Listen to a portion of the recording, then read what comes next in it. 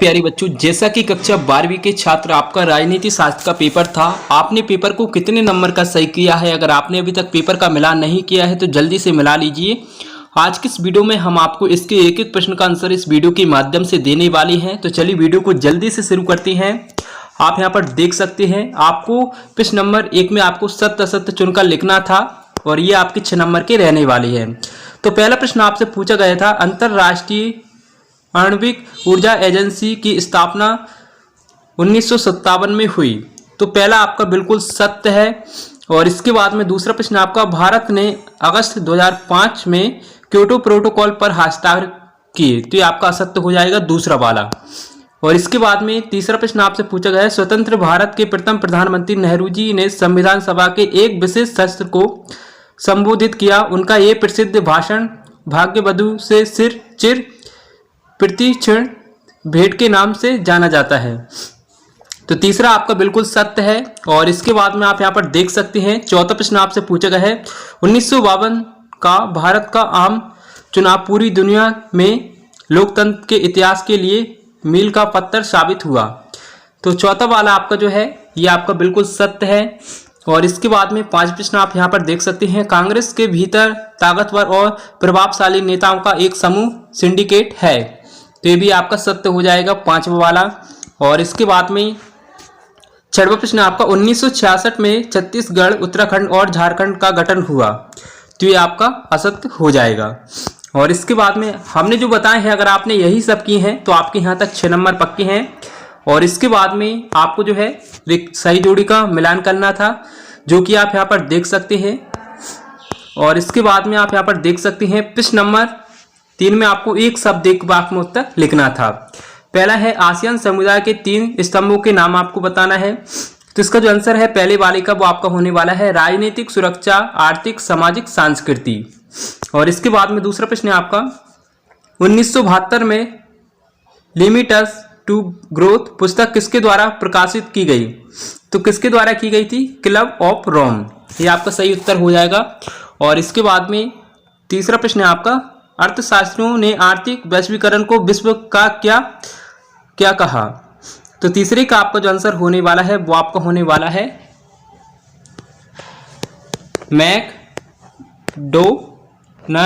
मैकडोनल्डीकरण।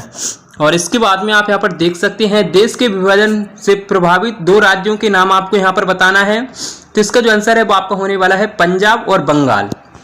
और इसके बाद में प्रश्न नंबर 5 देख सकते हैं आप, पूछा गया है, कोई निर्वाचित जनप्रतिनिधि जिस पार्टी के टिकट से जीता हो उस पार्टी को छोड़कर दूसरे दल में चला जाए तो उसे क्या कहते हैं? तो क्या कहते हैं बच्चों? दल बदल कहते हैं।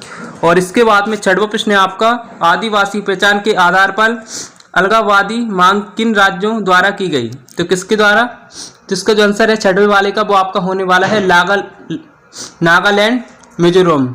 और इसके बाद में आप यहाँ पर, और इसके बाद में 7वां प्रश्न आपसे पूछा गया है, 1978 में गठित सरकारी कर्मचारियों के ट्रेड यूनियन का नाम आपको यहाँ पर बताना है। तो इसका जो आंसर है वो आपको होने वाला है national federation of government employees. ये आपका सही उत्तर हो जाएगा। और इसके बाद में आप यहाँ पर देख सकते हैं, प्रश्न नंबर 4 में आपको जो है सही विकल्प चुनकर लिखना था। ये आपके 6 नंबर की होने वाले हैं। तो पहला आपसे पूछा गया है, 1917 की रूसी क्रांति के नायक आपको बताना है। तो इसका जो आंसर है वो आपको होने वाला है फर्स्ट वाला, इसका सही उत्तर हो जाएगा। अगर आपने यही किया है तो आपका 1 नंबर यहाँ पर पक्का है। और इसके बाद में दूसरा प्रश्न आपका, संयुक्त राष्ट्र संघ के प्रतीक चिन्ह में जैतून की शाखा संकेत करती हैं। तो इसका जो आंसर है दूसरे वाले का, ये आपका होने वाला है विश्व शांति। ये आपका सही उत्तर हो जाएगा 2nd वाला।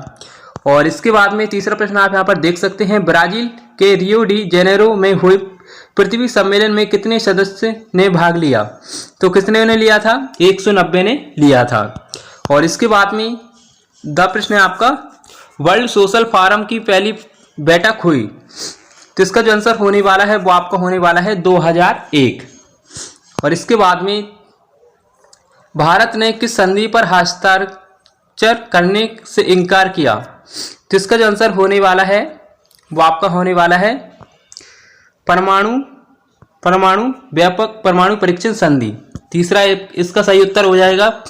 और इसके बाद में आप यहाँ पर देख सकते हैं Indira is India, India is Indira का नारा दिया, तो किसने दिया था?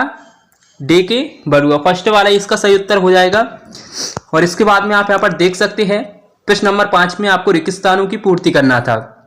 पहला आपसे पूछा गया है 1967 में 5 देशों ने बेकाम घोषणा पर हस्ताक्षर करके डच की स्थापना की, तो किसकी स्थापना की? आसियान की, आसियान की स्थापना की। और इसके बाद में दूसरा है आपका डच संगठन वैश्विक स्तर पर कार्यरत वित्त संस्थाओं की देखरेख करता है, तो इसका जो आंसर होने वाला है दूसरे वाले का वो आपका होने वाला है व्यापार संगठन। और इसके बाद में तीसरा प्रश्न है आपका डच का प्रबंधन साझा तौर पर अंतर्राष्ट्रीय समुदाय द्वारा किया जाता है, तो इसका जो आंसर है वो आपका होने वाला है अंतर्राष्ट्रीय समुदाय। और इसके बाद में आप यहाँ पर देख सकते हैं चौथा प्रश्न आपसे पूछा गया है वैश्वीकरण की शुरुआत डच में हुई, तो कब हुई थी? 1990 में की गई थी। और इसके बाद में 5 प्रश्न आपका शांति अस्तित्व के 5 सिद्धांतों की घोषणा डच में की गई, तो कब की गई थी? 1954 में की गई थी। और इसके बाद में 7वां प्रश्न आपका फेरियर के नाम से प्रसिद्ध कांग्रेस कार्यकर्ता डच थे, तो इसका जो आंसर होने वाला है वो आपका होने वाला है EV रामासामी, EV रामासामी, ये आपका सही उत्तर हो जाएगा। और लगभग प्रश्न तो हमने जो बताए थे उसमें से कई सारे प्रश्न आपसे पूछे गए हैं, और आप पेपर को कितने नंबर का सही कर आए हैं ये आप हमें कमेंट करके अवश्य बताएं, जिससे ये पता चलेगा कि आपका पेपर कितना अच्छा गया। मिलते हैं एक और ऐसी इंटरेस्टिंग वीडियो के साथ। थैंक्स फॉर वॉचिंग, धन्यवाद।